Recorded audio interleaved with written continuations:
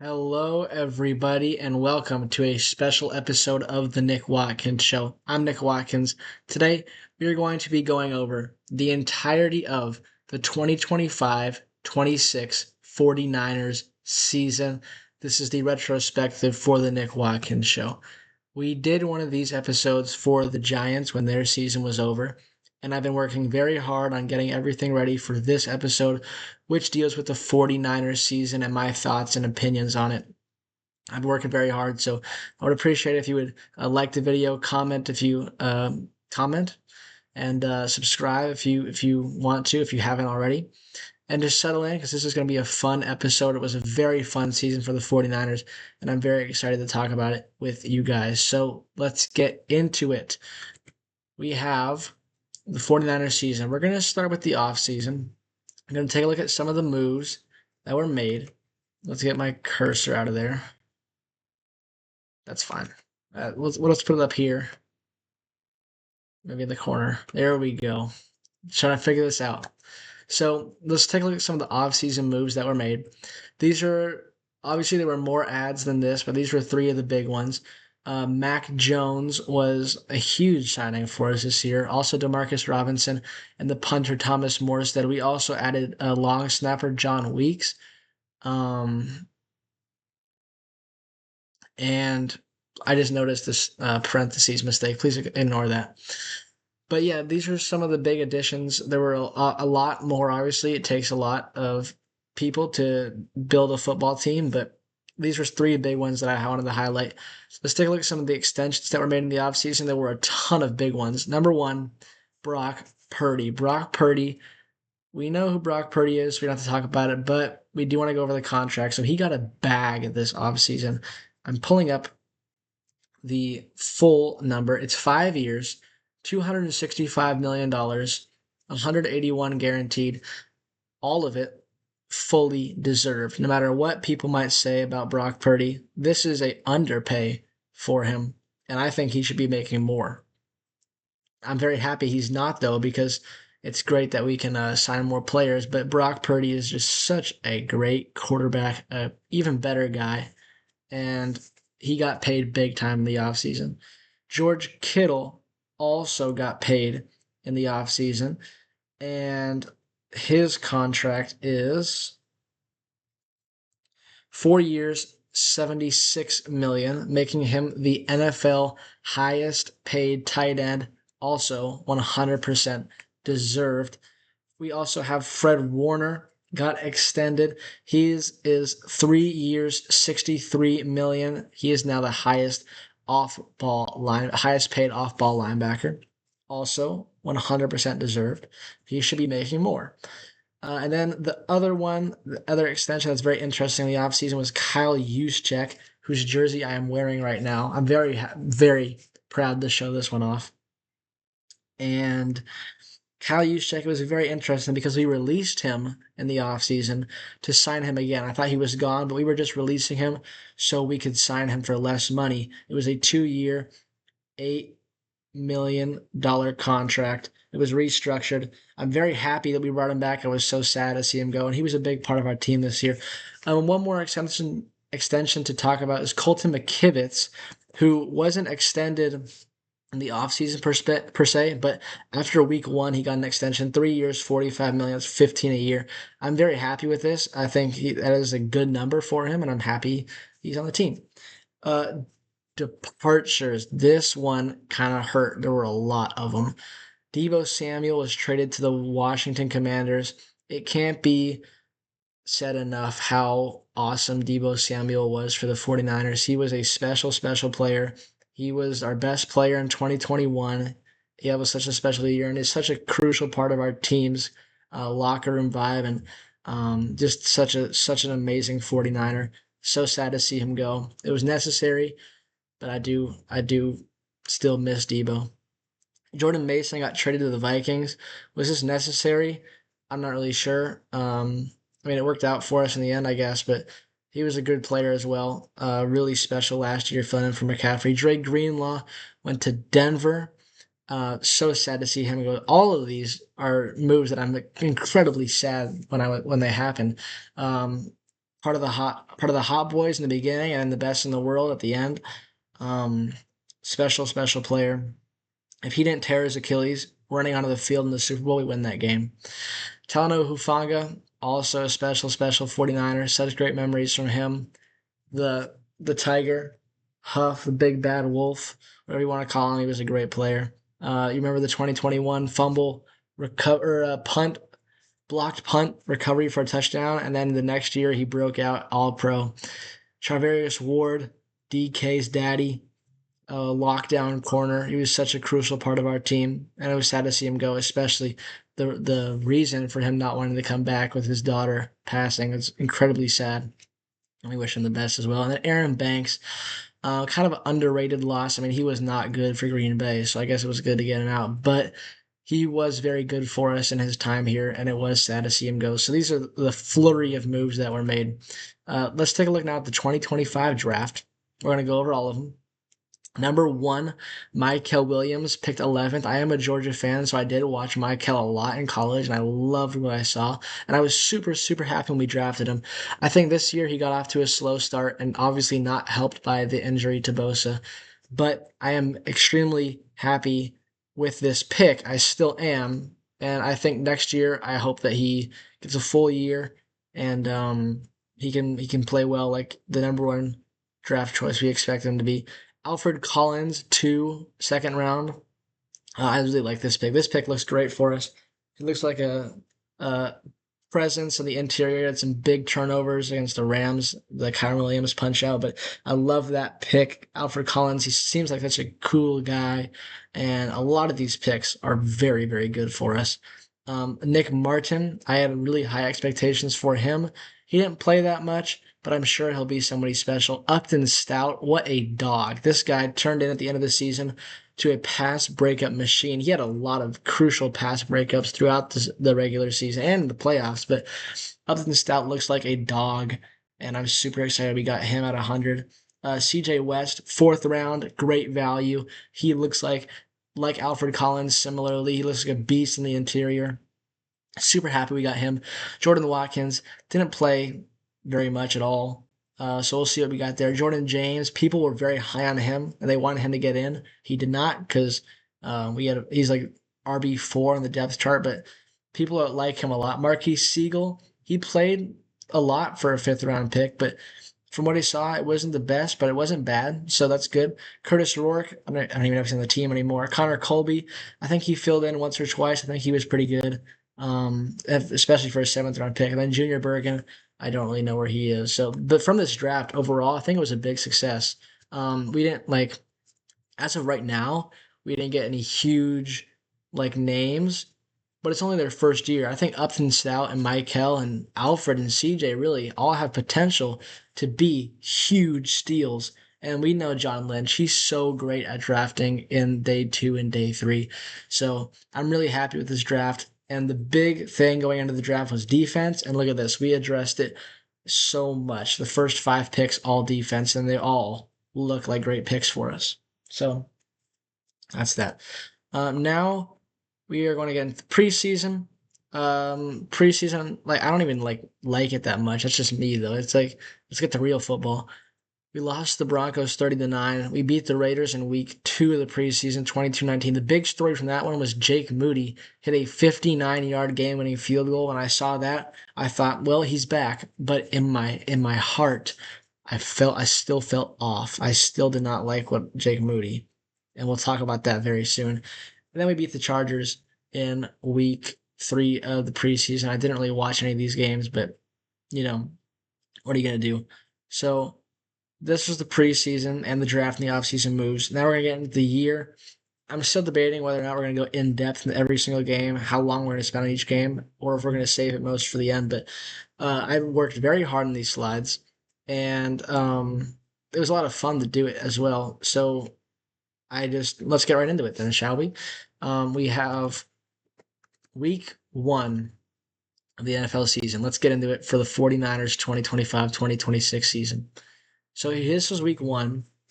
It was in Seattle, and we played the Seahawks. I also just going to say where I watched each game because I remember that I'm freakish like that. I watched this game at my friend Noah's house.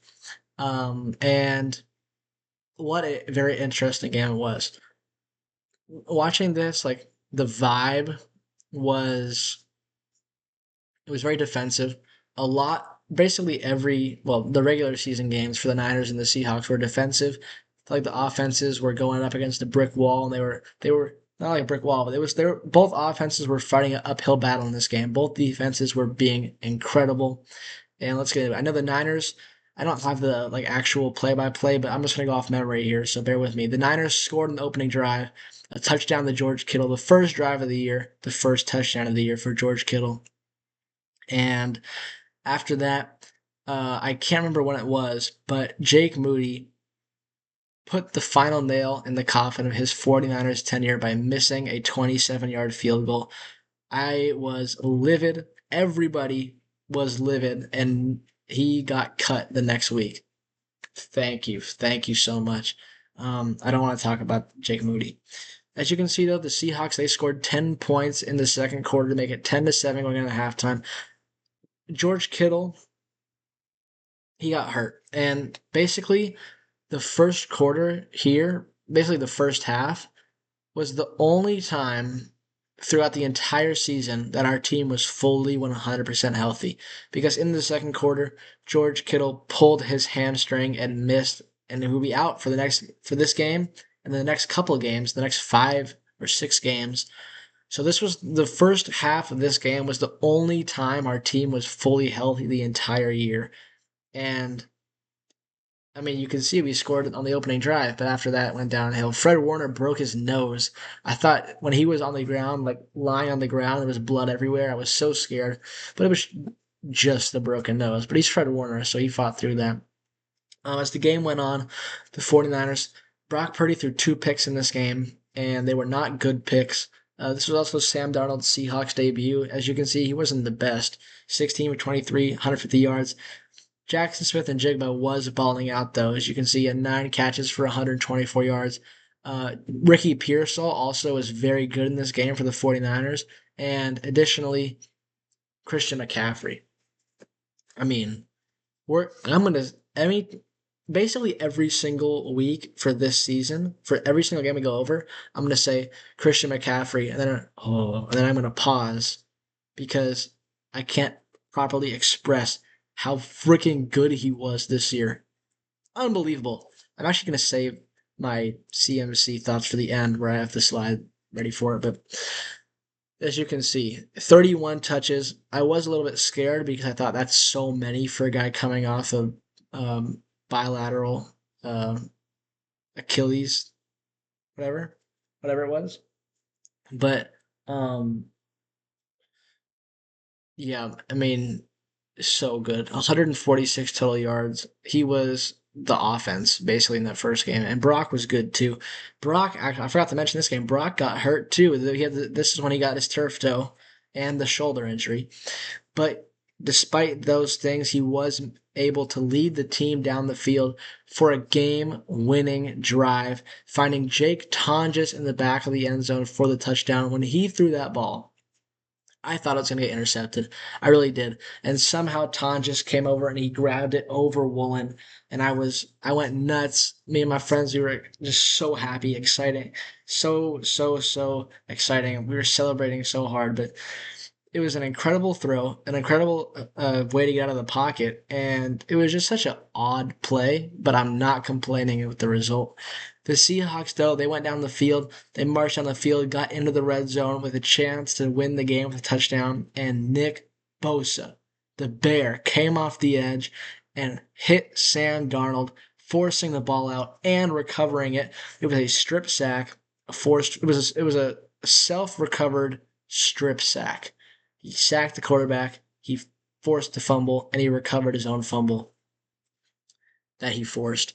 Just an incredible play from Nick Bosa, and one I will remember forever. So the final score from this one, 17-13. Oh, shoot. That's supposed to say 0-1 for the Seahawks. Well, I can't really change it now, can I? Oh, well. Sorry. They're supposed to be 0-1. Oh, well. We're already in. Let's just keep going with this. Let's go to week 2 now. The 49ers faced the New Orleans Saints in New Orleans. There were a couple of things that happened in the week. We learned about George Kittle's hamstring injury. We learned about Brock Purdy's toe injury and the shoulder. We learned about Jawan Jennings' injury. And I think Trent got hurt maybe as well. But the big news from the week, in addition to Colton McKivitt's extension, was Jake Moody getting cut. We replaced him with Eddie Pinheiro, who was a godsend. And we just extended Eddie Pinheiro quite recently. I'm so happy about it. We'll talk about his contributions later at the end, but let's take a look at the game here. I watched this one at my friend Aaron's house, the same crew. And the story of this game was Mac Jones. Mac Jones was great in this game, and I was very scared. I wasn't actually that's not true. I wasn't super scared. I was a little bit concerned because obviously when you lose your starting quarterback, that does hurt. But man, I'm gonna sound like LeBron here, but I just had a feeling. I had a feeling that Jones was gonna be all right, and he was more than all right. He was excellent for us this year. He really saved our season. He threw 3 touchdowns in this game, one to Jennings, one to McCaffrey, and then one to Luke Farrell, the first drive of the game. And 279 yards, 3 touchdowns. Incredible game for Mac Jones. This was his first start of the year. I believe he made like 6, maybe it's like 5 or 7, 5, 6 or 7 starts. And he was great and basically all but one. So that Mac Jones, really, really excellent play from Mac Jones. Great, great, great. Look at Christian McCaffrey down here. 13 attempts. He had more catches, but 107 total yards and a receiving touchdown. What can I say? Great game from Christian. Jawan Jennings, he was 5 catches for 89 yards and a touchdown. And great performance in the offense. It was really rolling. We scored points in every quarter, as you can see.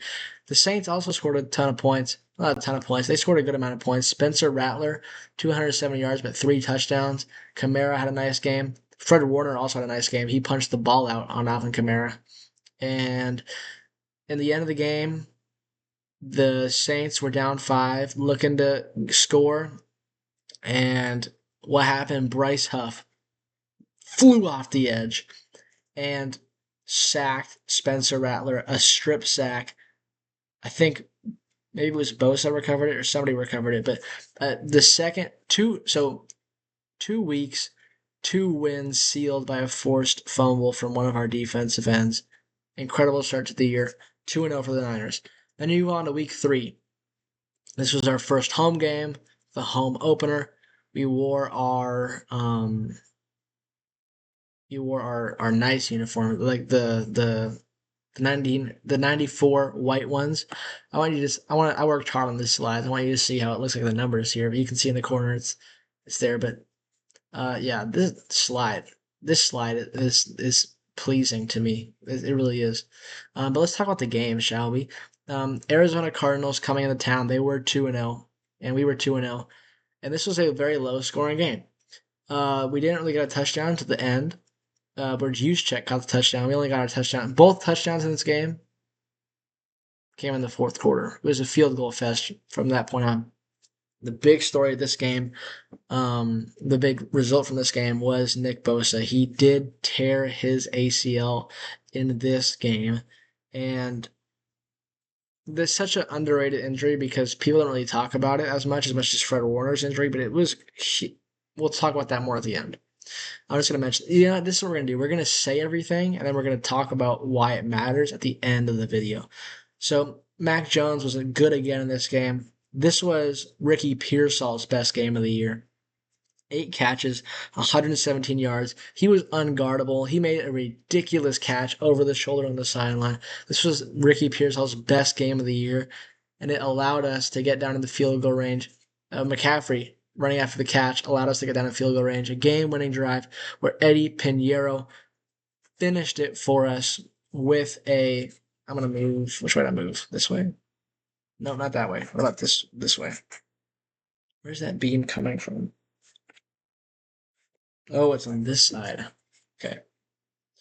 We'll go over here. Where Eddie Pinheiro finished the game with a walk-off field goal against the Cardinals. I watched this one. Actually, I didn't watch this one. I had work in this one. This is the only game of the year that I didn't watch in full, and I was so upset about it. That we won. I did watch some of it. We won the game 16-15, advanced to 3-0 in 3 weeks. That's a great game. Great game. You go to week 4, and this one did not go as well. I was at this game, and I can tell you all about it. We did not play well. Brock Purdy, he actually came back for this game. If you notice, Brock Purdy's down there in the stat line, even though he still dealt with the toe injury and the shoulder injury, he decided to come back. And in my opinion, knowing what we know now, it was much too early. Don't let the stat line fool you. Brock Purdy was not good in this game. He had 3 turnovers, 2 interceptions to Devin Lloyd, as you can see in the bottom left, and a forced fumble, and a fumble. He just fumbled it.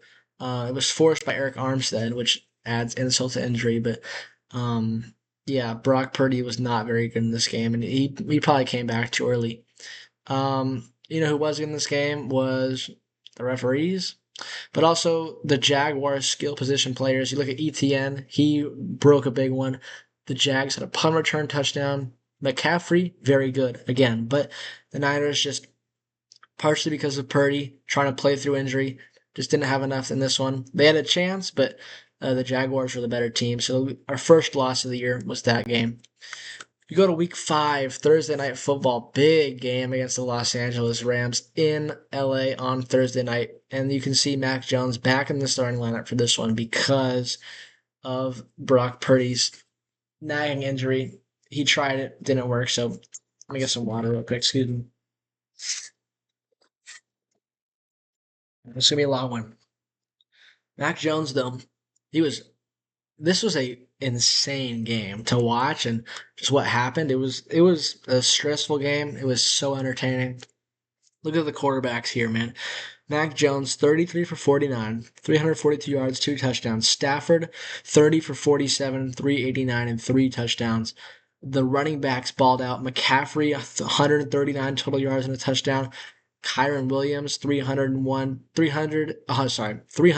131 total yards and 2 touchdowns.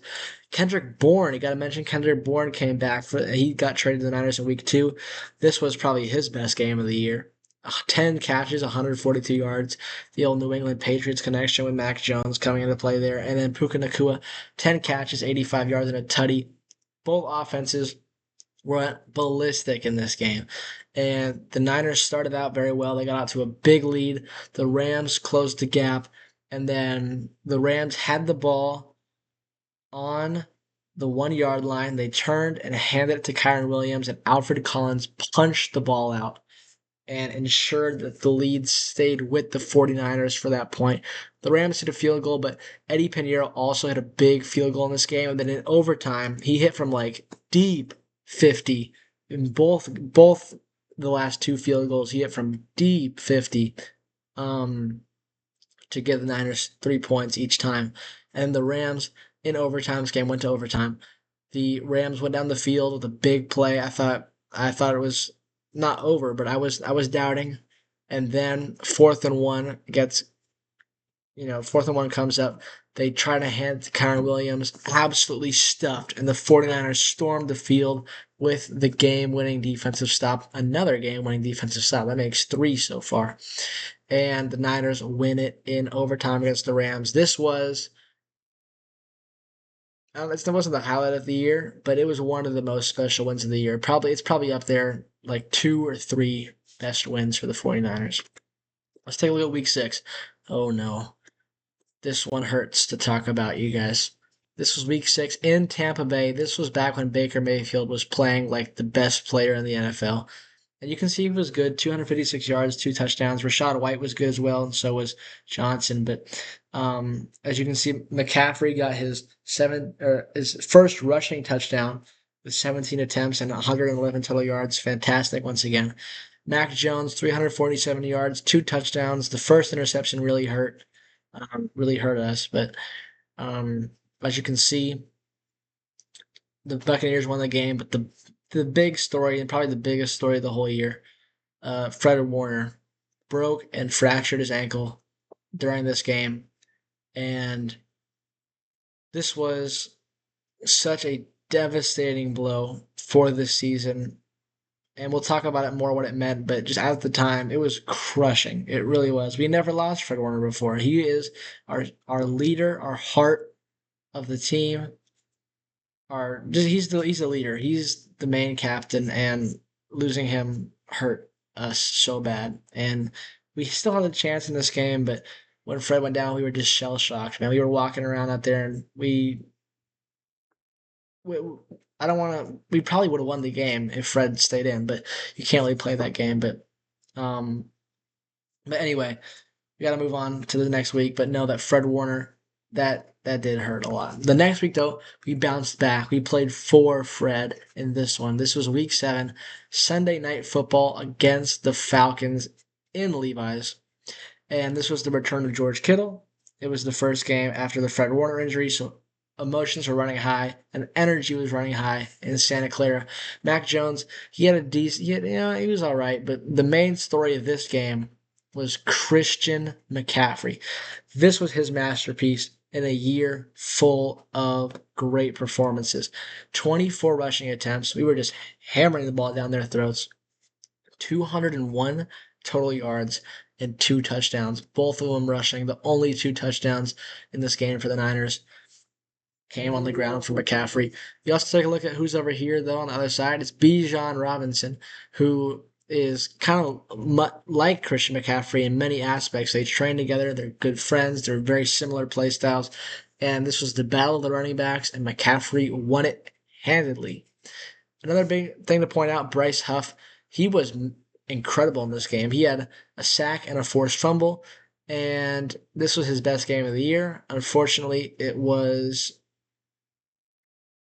injuries from that point on. It wasn't his last game of the year, but he wasn't the same player after this because of his injury, and it's unfortunate that that happened because he was playing so well in this game. Another big shout out to Tatum Bethune, who I think had like 10 tackles or something like that in Fred Warner's replacement role. It's a big shoes to fill, Fred Warner, but he came ready to play. He made double digit tackles. He was baller. He balled out in this game. Moving on now to week 8, and this was not necessarily the low point of the year, but this was our worst performance of the year by far, in my opinion. Oh, well, that's not true. The Seahawks game, but in the regular season, this was our worst performance in all aspects. Mac Jones, what it was, the Texans dominated time of possession.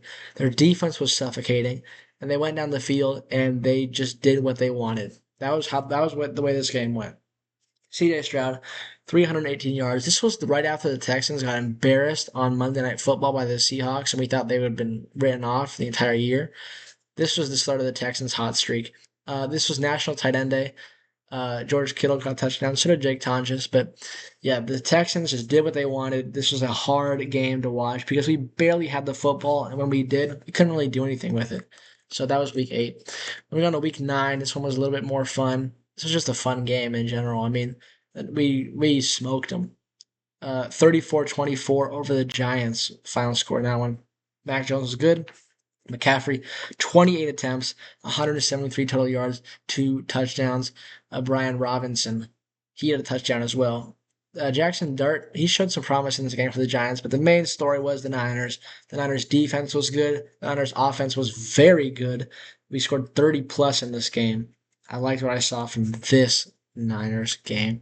Next one was I was at this game and it did not go very well. I mean, if we were at full strength, we probably would win this game, and if not win, at least compete heavily. But and we were still the offense was still good in this game. I mean, we did have 2 big turnovers from Jennings and Jones that kind of prevented us from getting back in the game. And you do see the point difference was 2 touchdowns. Maybe we had the ball, things go differently. But aside from those 2 turnovers, the Niners' offense was excellent. Mac Jones, 33 for 39, 319 yards and 3 touchdowns. The one interception does hurt. George Kittle, 9 catches, 84 yards and a touchdown. I do want to go back. So this Atlanta game here, this was George Kittle's return. I forgot to mention that. But this is the Rams game now. Jennings was still good despite the fumble. But the problem for the Niners was they were going up against the Los Angeles Rams, and this was Stafford at the peak of his MVP season, in my opinion. This was probably Stafford's best game from a pure like quarterback point of view. He was so good. 24 for 36, 280 yards, 4 touchdowns. Kyron had a touchdown. Devontae Adams had a touchdown. Puka also had a touchdown. We were good, but the Rams were incredible, and incredible is better than good in this case. So the next game in Arizona, the return of Brock Purdy, 19 for 26, 200 yards, but 3 big touchdowns. We put up 41 on the Cardinals. Um, and Christian McCaffrey had 3 touchdowns in this game. He owns the Cardinals.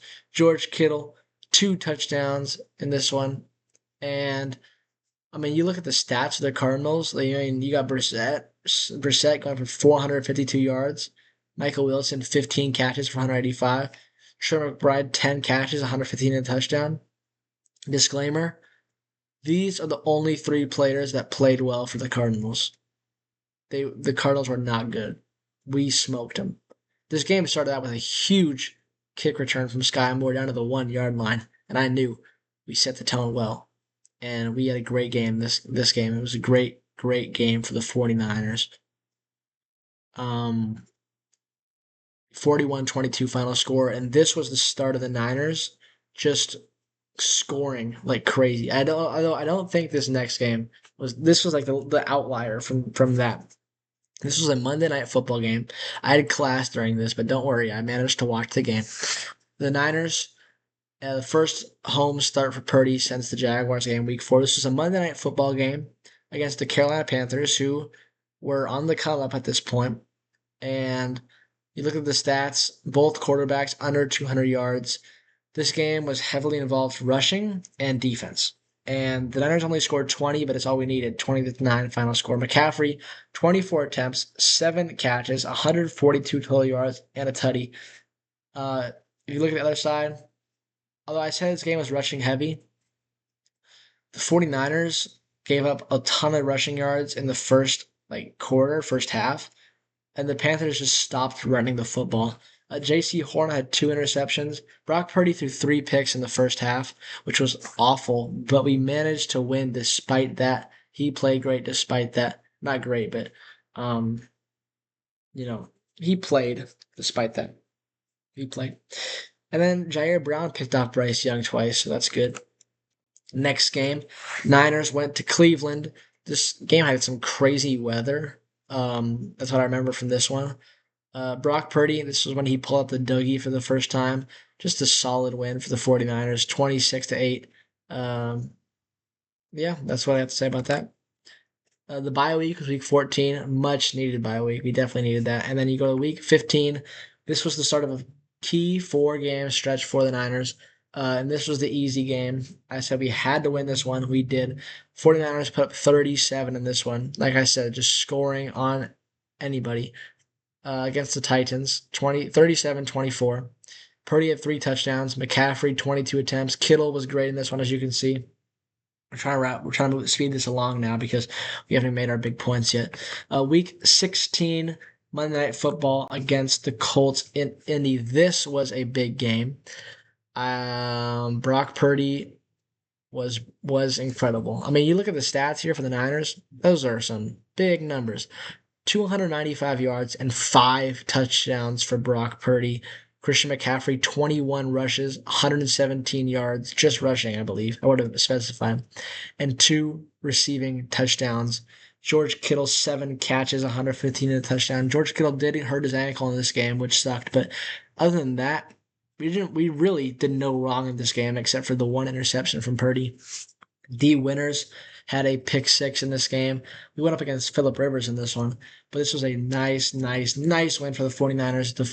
The first of the tough 3-game stretch, but this was number 1 of that. Then you go on to this one. This is the game of the year for the 49ers. Against the Chicago Bears, high stakes Sunday night football game. It was crazy. I was there. I lost my voice because I was screaming so loudly. This was just a back and forth contest. It was probably the best game I've ever been to for a Niners game. And it might be I the 2019 Saints game is my favorite game of all time for the Niners. This is number two. This was a such a good game just from a football standpoint. The Bears were riding high, we were riding high, and you can see the point total was high. Brock Purdy, 303 yards, three touchdowns on 24 completions. Caleb Williams, he had 330 yards and two touchdowns.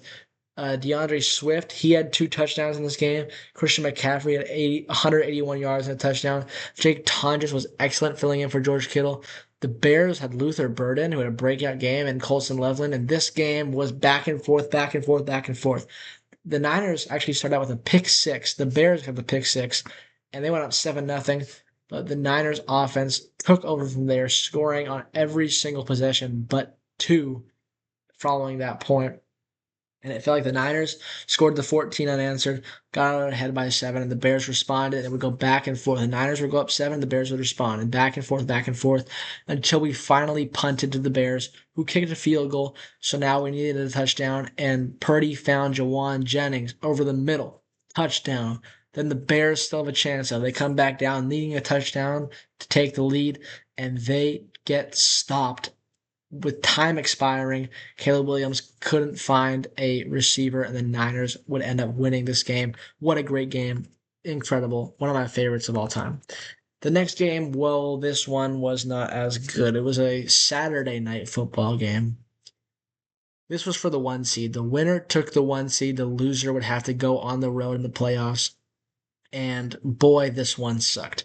I was on a cruise watching this, so I just have such weird vibes from this game. The Seahawks, Sam Darnold wasn't even that good. He was efficient, though. That's a theme that'll keep coming back. Kenneth Walker the third, he ran all over us. So did Charbonnet. Purdy was the offense was just not very good. That defense is overpowering. And the thing about the Niners defense is they really kept us in the game for as long as they could, but the offense couldn't do anything in response. A crucial interception. McCaffrey went right through his hands and then got intercepted. And this game, um, tough one for the Niners. We move on to the playoffs, though. We managed to make the playoffs despite all the injuries that happened. I actually forgot to keep talking about the injuries, but there were so many of them. Like, it was unbelievable how many players. Well, I have a whole injury slide. It's like lengthy. Looking at NFC wildcard game in Philadelphia, Eagles, big rivals of ours, and we managed to beat them. 23-19 was the final score. Purdy overcame two interceptions to win this game. Christian McCaffrey was excellent. 15 attempts, 114 total yards, two touchdowns. Demarcus Robinson, this was his best game as a Niners. He had a big catch in the opening drive and then a touchdown to cap it off. The Eagles, you can see Saquon Barkley, 106 rushing yards. Most of those came in the first half, and I was worried they were going to keep running all over us, but we managed to hold off the offense, and our offense was excellent down the stretch. 13 points in the fourth quarter, including the game-winning touchdown from Purdy to McCaffrey. The Eagles drove down the field, but got stopped on fourth down. Niners win a playoff game despite all the injuries and struggles. Incredible. Next game, oh, we can just skip this one. No, I'm joking, but I want to skip it. We're not going to talk about it too much. Although I guess we kind of will talk about it. Hang on, let me double check and see. Yeah, we'll talk about it slightly. But we'll go over it more. But the game itself, this was a hard watch, very hard watch. The Niners couldn't do anything offensively. The game started with a kickoff return for a touchdown for the Seahawks, and it just kept on going from there. Kenneth Walker, three touchdowns. Sam Darnold had a very effective game. The Seahawks were clearly the better team. Healthy, though, we give them a real fight. The problem is we weren't healthy. We just ran out of gas in this one. We had tried so hard, so emotional. Oh, by the way, George Kittle got hurt. He tore his Achilles in this game. So that was another reason for it. But in this game, we had put so many emotions into the previous weeks.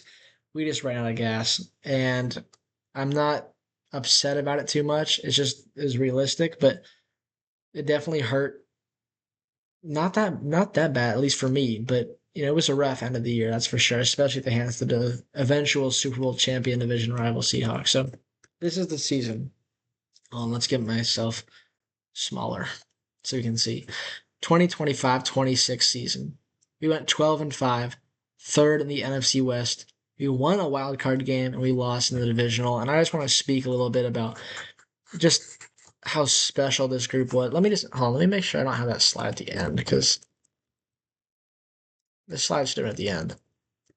We'll come back here. Okay, we'll come back here. We'll go next to this slide. Can I do that? No, it's too. I'll do this slide. Let's make myself bigger. Actually, that's fine. Well, let's go over the quarterbacks. Okay, Brock Purdy. I'll make kind of wrap this up. So we're gonna make 1 point or a couple points per play. We're not gonna talk too much about it. Here are Brock Purdy stats. Take a look at them if you want. The thing about Brock Purdy this year is we knew, okay, when he came out 2022, when he was first thrust into the starting role, he shocked everybody. Then in 2023, there were questions of could he be as good as he was despite the injury? Yes. And that's when 49ers fans, if they hadn't learned already that Brock Purdy was the real deal, learned that Brock Purdy was more than a system quarterback. 2024, rough year. But there were still doubters. 2025, this is the year that Brock Purdy fully convinced everybody that he was not a system quarterback and that he is elite. 2023 is when all the Niners fans knew it.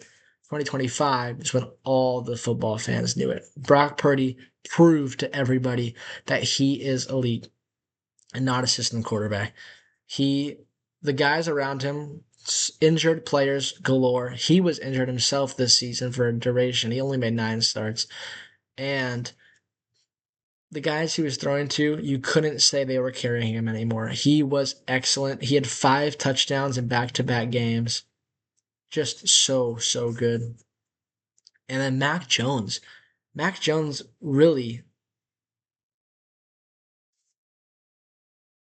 saved our season.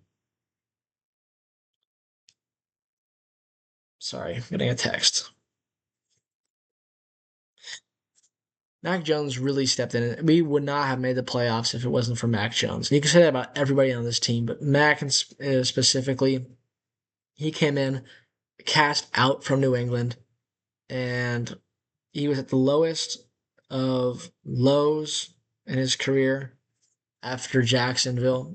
And he found a home here, and he was so fun to watch, and he had such a good time. He really found like Jimmy Butler. He felt like Jimmy Butler. He found his joy again. And he was really good for us, as you can see. And this year, Mac Jones played himself into a starting role on a team next year. Not next year, in 2 years, because he's still going to be on the team. Mac Jones, he proved to everybody that he has what it takes to be a good quarterback in this league, has what it takes to be a starter in this league. And he just had so much fun this year. And it was such a fun thing to watch Mac Jones because he was so good. And if it wasn't for him, season could have ended a lot sooner. So both quarterbacks, magnificent. Running backs. Where to start with Christian McCaffrey? We'll say this. He should have won the MVP. He most valuable player. He is the most valuable player. Look at this. Every single game he played. He played every single game. He played every single game. 311 attempts, 1,202 yards, 10 touchdowns, all on the ground. 102 catches, 924 yards, and 7 touchdowns through the air. First of all, 102 catches and 924 yards and 7 touchdowns from a running back is unbelievable. If you combine that, that is over 2,000 scrimmage yards. He was this close to 1,000. 17 touchdowns. Look at all the touches he had. And look at this.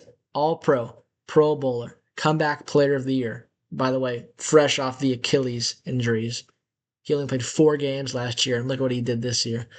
Second Offensive Player of the Year voting, fourth in MVP. He should have won the Offensive Player of the Year. He should have won the MVP. I don't care what everyone says. He's the most valuable player. If it wasn't for him, we'd be toast. And you can say that about a lot of players, but for him mostly, Christian McCaffrey was our best player this year. And this was a unbelievable season. I think this season, considering what was happening around him and what was happening the year before, this was a better year than his 2023 year. He did everything for us this year, and he was so unbelievably good, unexplainably good. He was so good, and he should be the MVP. Take a look at Brian Robinson, 92 attempts, 400 yards, and 2 touchdowns. He was a very good backup running back. And then Kyle Juszczyk. He is a key player in our offense, and he's another Pro Bowl, All Pro. I think he's at like 13 Pro Bowls or something crazy like that. But for Juszczyk, you can't really look at the stats for Juice, but you got to look at what he does on the field. You can't look at his stats because he's a fullback. You got to look at what he does, what he means to this team, and what he does and what he means to this team. He means a lot to this team. So we love Juice. Wide receivers. This was a tricky group, but they were still very good. Juwan Jennings, he had his injury problems, as all these guys did. But I liked what I saw from Third and Juwan. He took a step up this year. He was the number 3 to Debo and Ayuk in previous years. This year, he was essentially number 1. And he was clutch. He was loud, and that's exciting. But he had some big plays, 9 touchdowns this year. I love what I saw from Juwan. I hope he comes back. Ricky Pearsall, injury problems, but when he wasn't injured, he was really good actually in the first couple weeks of the year, but he was injured a lot. So hopefully he can figure that out. But he didn't have a touchdown this year, but he had 528 yards in 9 games. So in a full season, that's 1,000. Um, Kendrick Bourne, man, KB, what fun to have him back on the team. He was very good for us in his role.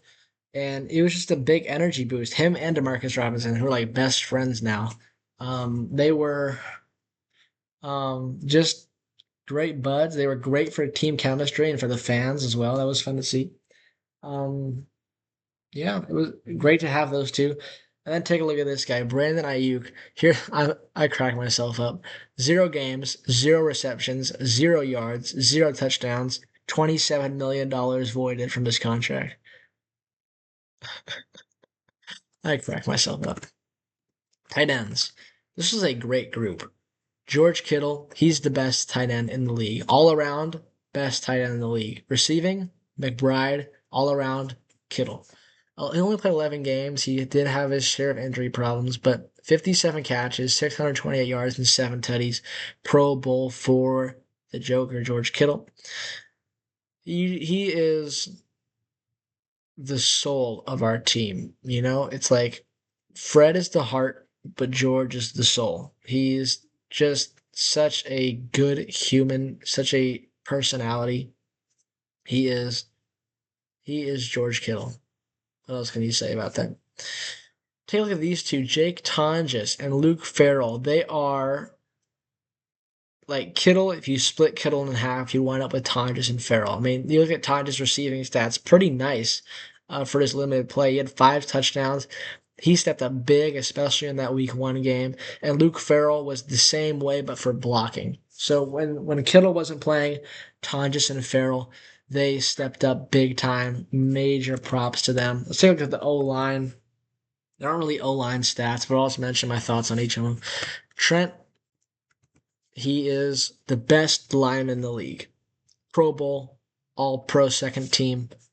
Another Pro Bowl for the Silverback. He is so good, and he's really underrated, which is crazy because he's Trent Williams and he's the best.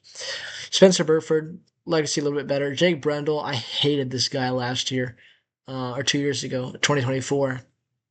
And this year, aside from basically the last game of the year, maybe the last couple games, he was good. And the thing about alignment is, if you don't talk about them, they're doing their job right. And we didn't talk about Jake Brendel, so you got to give him props because he sucked in 2024, and 2025 he was solid. Dominic Pooney, there's definitely potential there, but he had his problems this year. And then Colton McKivitz, you don't really talk about Colton McKivitz, which, like I mentioned, means he's doing his job right. Now let's go to the defense. Here, this is a little bit, you know, this is kind of weird. Nick Bosa, he's our best. Here's the thing about the defensive line. I want to talk about it as a whole before we get into individual stats. Let me get back in my chair. When Nick Bosa went down, the defensive line got no pressure. And you'd like to see some pressure, but it was just it was frustrating to watch the defensive line because we're used to, as Niner fans, we're used to the gold rush of 2019 and I guess the gold rush of 2023. We're used to defensive lines that are across the board just unbelievable. Excuse me. Let me just send this text. We're used as Niner fans, we're used to defensive lines like the 2019 Gold Rush, which are just elite across the board. And the problem is we lost our best player on the defensive line, Nick Bosa, who is just so good. And it kind of unraveled after that because the thing is, you look at all these guys, apart from Huff and maybe Farrell and I guess White, but they're all young rookies. They're all young guys. And they're trying to develop and learn the game while they're having to start because everybody is hurt. It was just not a recipe for success. It was tough for the D line this year, and I expect the D line to be back to normal, which normal for the Niners is very, very good on the D line. But the Bosa loss was huge. Huff was injured the entire year. The rookies, they tried hard, but they're just rookies. And, we just, not a lot of sacks, which is not good. You got to have good pressure, and we couldn't really get pressure on the quarterback. I'm not blaming any of these guys, which is circumstance. Linebackers, what a crazy group. Let's my camera bigger. Oh, sorry. Fred Warner, 6 games, he had 51 tackles. He losing Fred was the worst thing that could have happened to this team. He was playing so well before he got hurt, and it's very frustrating that he went down. D. Winters, he was great this year. 17 games, 101 tackles, 8 tackle for losses. He did miss the playoffs, but D. Winters, he looks like a promising young linebacker, and I can't wait to see him next year. Tatum Bethune stepped up for Fred Warner. He himself got hurt, but when he wasn't hurt, he was playing in place of Warner. He was great. Nick Martin, rookie, didn't really play much. Kendricks came in big. Curtis Robinson, Walter Payton Man of the Year nominee. Garrett Wallow, Pro Bowl on the special teams. Shout out to him, man. Let's look at the oh no. Here we go. Let's look at the D-backs, defensive backs. Deommodore Lenoir, very, very severely underrated. He shut down a lot. You see, he only had 5 passes defended this year because teams weren't targeting him. He barely gave up any yards. He shut down London. He shut down Smith and Jigba, despite what Seahawks fans say. He shut down some elite wide receivers this year. He was very good for us. And the hyena, man, he talks the talk, and boy, does he walk the walk. Upton Stout, I already mentioned Upton, what I thought of him. He's a dog. Ronaldo Green could be better. And Jair Brown, he's nice. Could be better, a little bit better. He's good, though. Malik Mustafa, the missile. This guy can hit, and he showed definite promise this year. Look at the special teams. Jake Moody, get out of here. Bring in Eddie De Niro. Eddie Pinheiro, Eddie De Niro. He's money. 14 games. He did have an injury. 28 for 29 on field goals. He only missed 1 from 64 yards. Don't blame him at all. He did miss a couple extra points. He actually missed his first kick for the Niners, and I was so scared about it. But I felt fine afterwards because he was the best. Matt Gay, shout out Matt Gay. 2 games, 4 for 4 on field goals and extra points. Really came in, did a nice job, and he is now a Raider, I think. So good for him. Thomas Morstead, 17 games, 44 punts. There was a stretch where Morstead didn't punt for a whole month, and um, for punters, he didn't mess up once, and he was really good. So I like Thomas Morstead. Sky Moore, he did not mess up once either. He had some nice returns, like I mentioned there on the slide, no fumbles. And then the long snapper was a Pro Bowl. I don't know how they determined that, but John Weeks was good apparently. Oh boy, let's look at the injuries. Fred Warner, broken and fractured ankle. And like I mentioned, Fred Warner, the heart of this team, the heartbeat of the defense and the entire team, the leader, emotional leader, and the main captain of the 49ers. This injury was horrible and the worst thing that could have happened for the team. It's just so unfortunate he went down because everyone was just shell shocked when he went down. We had no idea what to do because we never lost Fred Warner before. And you can't replace Fred Warner. He's the best linebacker in the league. He's such a difference maker. He was playing so well too. It makes it hurt so much. Nick Bosa, people forgot about this injury because all the spotlight was on Warner, but Bosa this hurts a lot as well. Michael Williams, he never got to fully break out. We saw flashes, sure, but we never got to see him take the next step because he tore his ACL as well.